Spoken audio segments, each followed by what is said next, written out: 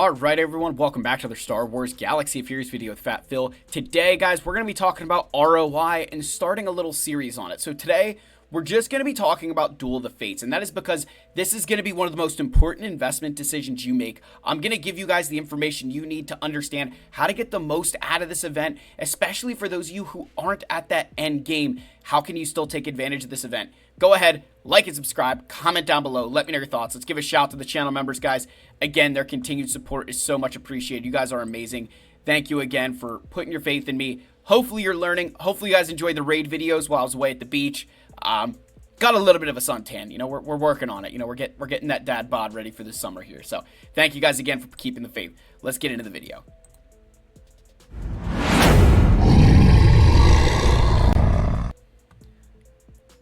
Alright, so of course it doesn't want to pull up my game. There we go.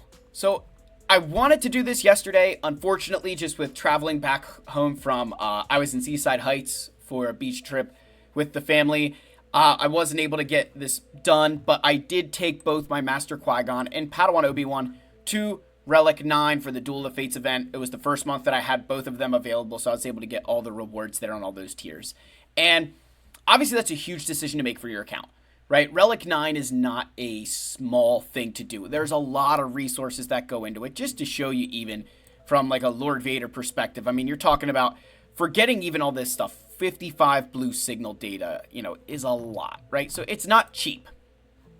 But we went ahead and did it, and it is a big decision, and it's one that I think a lot of players are potentially going to make the wrong choice. So I'm going to show you guys something that Agnards had created a while ago. I'm going to be linking this down below. Shout out Agnards. We're going to be linking in the channel description here. But he did all this work here to show you how long it's going to take for you to get a positive return on investment for each of the resources that this event rewards you. And just to show you over here, the SWGOH wiki page, I think the only mistake here is this 100 crystals in tier 3 I don't think is accurate. Because when you go to the forums and you look at the rewards that they had listed out for each of the tiers, it says 2 million credits and all the following, whereas you go to tier 4, 5, and 6, and it tells you those 100 crystals. So I don't know that the mod tier has those 100 crystals. And for arrow magnifiers here, it is 4 arrow magnifiers, as it says on the forum page here. It's 4, not 5. So I wanted to at least call those out, but we are going to be referencing back and forth there. So these are the rewards at all the different tiers. But Agnards broke it out of, hey, here's how long it's going to take you based on equal drops and 13 events a year. Here's how long it will take you to recuperate the resources. So when you look at the keypads and the droid brains here, you're a little over a year for you to make back the resources that you spent on them. That is an insane amount of time. Like, that is so quickly to turn around, turn those over and say, yeah, I'm getting all of that stuff. And the other thing that he even says is that it's not even taking into account that this is going to help you get a higher personal box in the raid or help your guild score more points. This is just looking at this event in and of itself, right? So this is really, really handy, and there's a lot of good information here. I'm going to link it. I don't want to spend too much time here because this is Agnard's post. It's Agnard's thing. The math here is exactly what I was looking for. So we'll reference that again here in a second. But when you look at each of these tiers, you need to understand where some of these, I'd say, mistakes are going to be made. So number one, you should never be in a position where you're only doing tier 3. Like, to me, that's just a waste. You want to be aiming for either, like, hey, if you have them 7-star, they need to be doing, you know, one of these other tiers. Tier 1, everybody should have these guys in a position where you can get tier 1 done. Once a month, 5 million credits and extra 7 shards. 7 shards is not a lot, but think about that over the course of a year, you're going to get, say, 13 events times 7 shards. I mean, you're looking at almost 100, 91 shards of a character. Like, I will gladly take 91 free shards. And if you get to tier 2 when they're 5-star and you can start earning resources there, you're looking at anywhere from 10 to 15 plus additional credits. Those credits are going to be very important. They add up over time. And think, if you're able to do tier 2, you're also able to do tier 1. So you can, you know, the amount of shards you're earning, you know, kind of, you know, extrapolates on itself, right? It builds on itself. It's not like you get to choose one of these. It's like any other assault battle where there's, if you can complete tier 4, you're getting tier 3, tier 2, and tier 1 rewards. A lot of players are kind of going to say, oh, tier 4 is really good because I can start earning crystals. I'm going to earn back all of the resources that I'm going to spend to get these guys to relic 5. And that's absolutely a fair statement. If you do this enough, and you will earn back all of the resources that you spent to get them to relic 5. You absolutely will, no questions asked. The thing is, you'll get a positive ROI, but it'll take a little bit, and it'll be for the stuff that you spent. But when you get up to tier 5, this is where I think a lot of players are making their mistake. Is everybody's looking at this and saying, I need to get to tier 6 because I can get these back super, super quickly. But you've got to remember that Relic 9 doesn't just take Gerda keypads and droid brains. It also takes impulse detectors and era magnifiers to get there. And Agnard's math shows that for impulse detectors, you're looking at about 3 years for you to get an even return on the resources that you spent. Right? You're looking at roughly 3 years to get there. Just on impulse detectors. On the era magnifiers, it's 4.6 years, over 4.5 years before you get a return on those era magnifiers. So one of the things that you need to recognize is that while yes, getting to tier 6 and getting these things get you very quickly, the era magnifiers and impulse detectors take a lot longer. So if era magnifiers are a problem for you, going to tier 6 might not make sense. Because you can't just look at that and say the return on the droid brains and the Gerda keypads is worth it. What about all the rest of those resources that you've spent? And as Agnard's, post here shows, look at the amount of, the years for the flawed signal data, right? Like there's, Rhodium heat sinks, the transistors, they're all 4+ years. It's a long time before you earn those back just from this event. So I want to encourage a lot of you actually, if you're a endgame player, and I'm going to flip over to the game here, right? If you're an endgame player like myself, you're in the endgame, and you've got a stockpile of era magnifiers. Like I'm sitting pretty on, over 670 of them.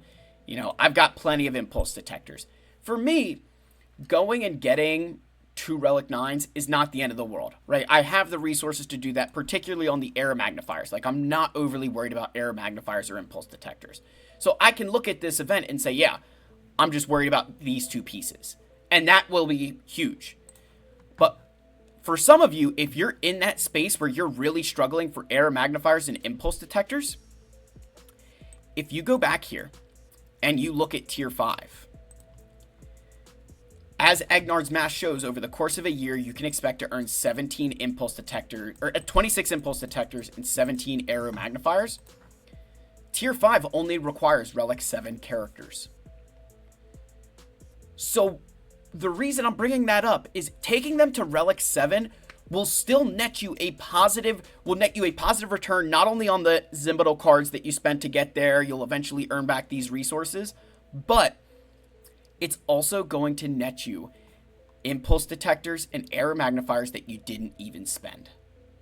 So you will not only be making back, in time all the resources that you did spend, you'll actually be earning rewards that you didn't even spend to get there because it's just a relic 7. It's just gated by relic 7 here. It's not a relic 8 required tier. It's relic 7. So by investing in relic 7s, you're earning additional relic 8 resources. Tier 5, in my opinion, is arguably the best stopping point here and I'll say arguably the best stopping point here for anyone in the game who struggles with era magnifiers. If you don't struggle with era magnifiers, you may as well just go to tier 6 because, Gerda keypads, droid brains are worth insanely more, a much more valuable resource. The other thing you need to note here about this is you're getting these bonus crystals as well. As you can see, you can refresh each of these tiers, and this, in my opinion, is where tier 6 really shines, is that if you do get to tier 6, you're going to get a bonus 300 crystals just from every month. Hey, I'm going to do each of these one time. Well, if you refresh tier 6, you're going to get 100 extra crystals. It's 1,000 crystal refresh, but you're going to get 100 extra crystals at the end. So in total, you'll earn 400 crystals and have spent 1,000. So you spend 600 crystals for 5 Gerda keypads or droid brains, right? You're going to get one or the other. Just to show you the math here behind that, which is what is, just kind of crazy to me.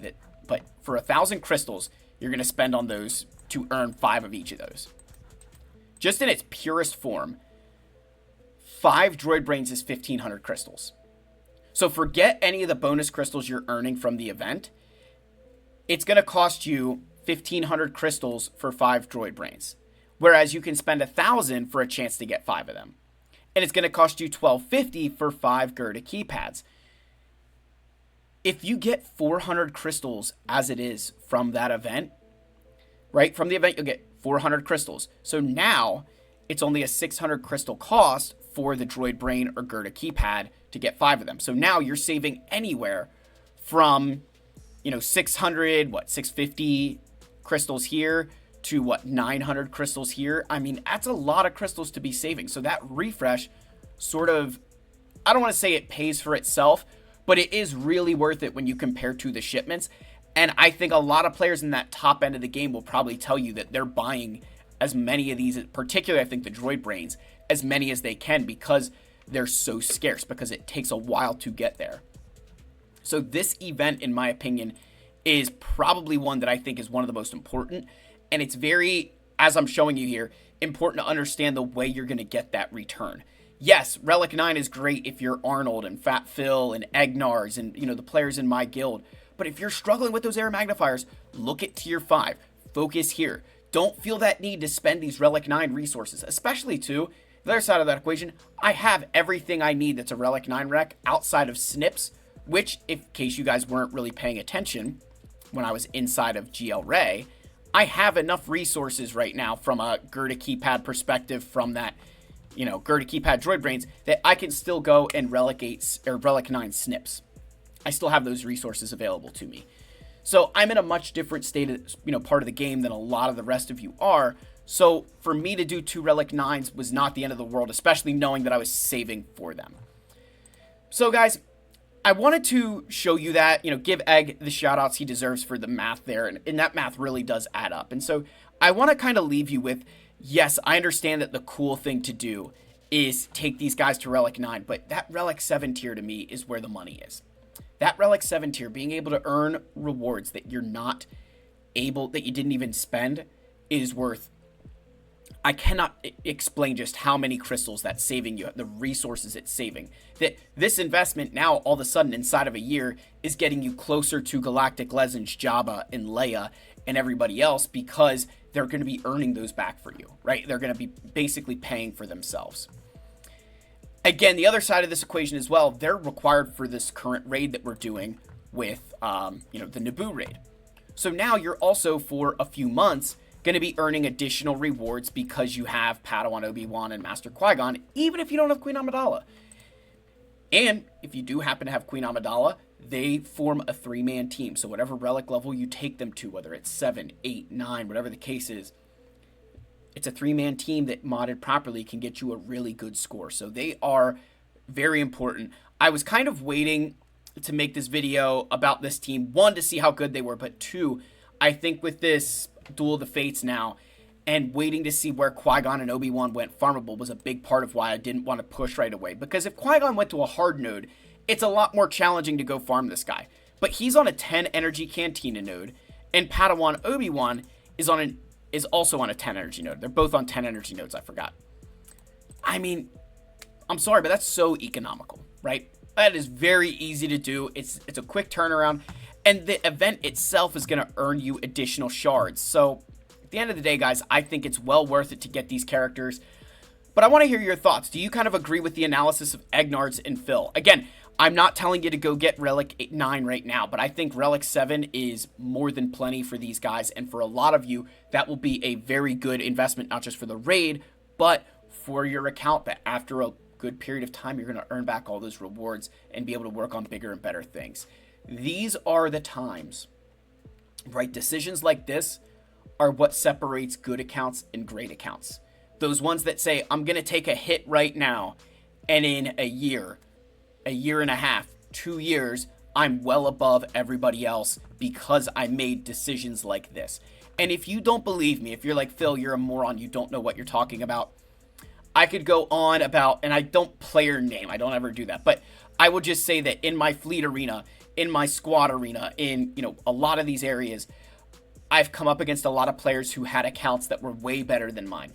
And over these past few years, I've either caught them or completely surpassed them because of my decision making around where to invest my resources, looking from an ROI perspective in a lot of different ways. So again, this will be a series. I'll go through the other things that you can consider, think about. Let me know your thoughts. I love you all. May the force be with you, and I'll see you in the next one. If you're still watching, comment that fist bumping in the comments. Since I should say this, if you're still watching, gosh, you get the Seaside Heights rant. I've been going to Seaside Heights since I was younger than my daughter Charlie, who's 18 months old. My grandfather had a house on Chattaway Beach Island. So if you're from Seaside Heights, shout out. I've been going there since I was a kid. So no, I didn't just start going there because of that stupid show, which was one of the greatest shows ever. So funny. But I have been going there since I was a kid. So love you all. May the force be with you. And I'll see you in the next one. Cheers, my friends.